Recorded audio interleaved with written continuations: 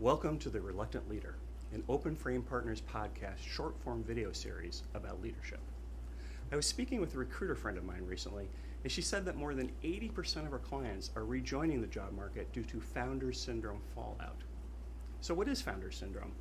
Also sometimes called founderitis, here's a typical picture of what it looks like from the outside.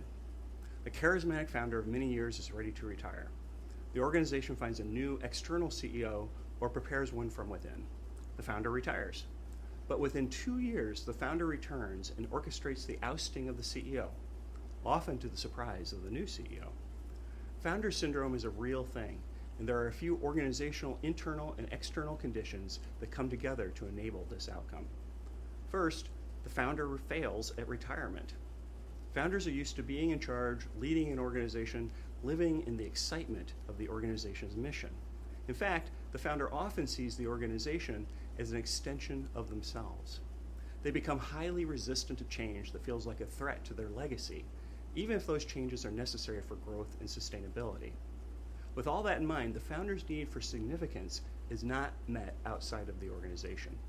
He or she may have joined a couple of boards, assuming the same feeling of belonging and showering accolades would naturally follow. Those other boards usually do not meet that level of need, and so the founder is disappointed, blaming the boards for their lack of vision or cliquishness or whatever. At this point, the founder's attention returns to where he or she felt important and significant. In some cases, the founder begins to meet secretly with staff and board members, creating and supporting issues that ordinarily would be addressed by the CEO, looking for validation that only he or she can guide the organization. Of course, those behaviors undermine the CEO and make it nearly impossible for him or her to effectively manage his or her staff. The second condition that enables founder syndrome is that the nonprofit's board abandons its responsibilities. It is all too common that a founder builds his or her board from friends. That's all well and good and sometimes necessary, but it begins to break down if those board members are more willing to accept the founder's perspective and viewpoint as gospel, even in his or her retirement. Too often, those friend boards support the founder and their friendship ahead of the organization. There's an inherent ethical issue at play when this happens, as each board member's allegiance must be to the organization ahead of any one person. So, when the founder returns and begins to undermine the new CEO, perhaps by meeting secretly with board members and staff in order to create the impression that the sky is falling, the board is likely to simply accept that view without the due diligence that an organizationally centric board would conduct.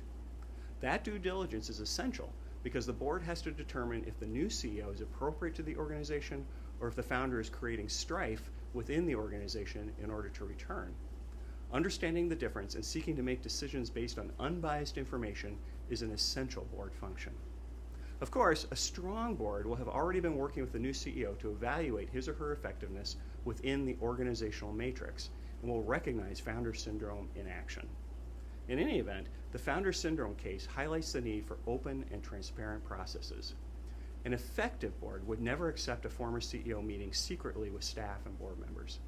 An effective board understands that their partnership with the CEO is the most important relational aspect of their board member role. An effective board works to seek unbiased clarity in its decisions in order not to be a rubber stamp. As an aside, all too often, one of the outcomes of the founder returning is that the organization stagnates and sometimes dies. And finally, third, in order to mediate the possibility of founder syndrome, the new CEO must maintain close ties to the board as individuals from the first moment of his or her transition to being the new CEO. Again, open communication about tactical activities that will meet organizational strategic priorities is critically important. That is not to say that the new CEO invites the board into the weeds. The policy perspective of the board versus the tactical operations of the staff remain distinct roles. What I am suggesting, though, is that the new CEO should regularly meet individually with board members to keep them informed, provide an informal venue for questions and discussion, and to build relationships. Following a founder is a perilous endeavor fraught with unseen traps and unintended consequences. Proceed at your own risk and strive to keep your board relationships strong.